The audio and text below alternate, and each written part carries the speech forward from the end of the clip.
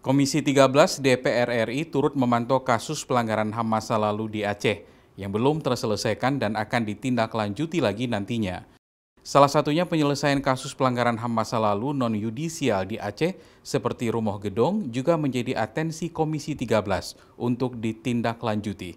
Pasalnya setelah kick-off di era Presiden Jokowi, penyelesaian kasus pelanggaran HAM masa lalu itu belum selesai sampai saat ini. Pertama bahwa kunjungan kerja Komisi 13 DPR RI ini adalah komitmen kami bersama dengan kawan-kawan Komnas HAM untuk selalu hadir di tengah-tengah masyarakat terkait dengan penegakan HAM di seluruh Indonesia. Kebetulan kunjungan kerja kita hari ini di Aceh. Kita sudah dapat informasi, masukan dari kawan-kawan perwakilan Komnas HAM Aceh, ada beberapa persoalan yang mungkin belum tuntas yang dilakukan oleh negara. Tadi dalam pertemuan singkat tadi ada seperti misalnya kompensasi terhadap korban-korban pelanggaran HAM masa lalu yang itu belum dieksekusi.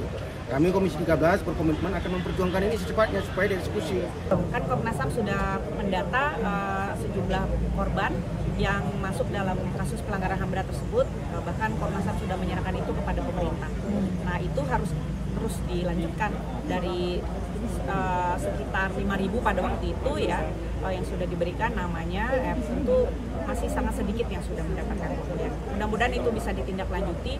Demikian juga dalam konteks Aceh ada KKR Aceh ya. KKR Aceh juga sudah melakukan pendataan korban, khususnya korban konflik ya pada saat itu. Nah, ini menurut saya perlu menjadi prioritas pemerintah. Meskipun terkendala anggaran untuk penyelesaian kasus, Komnas HAM berharap kasus-kasus pelanggaran HAM di Aceh bisa ditindaklanjuti ke depannya untuk diselesaikan oleh pemerintah. Syahril, Kompas TV, Banda Aceh.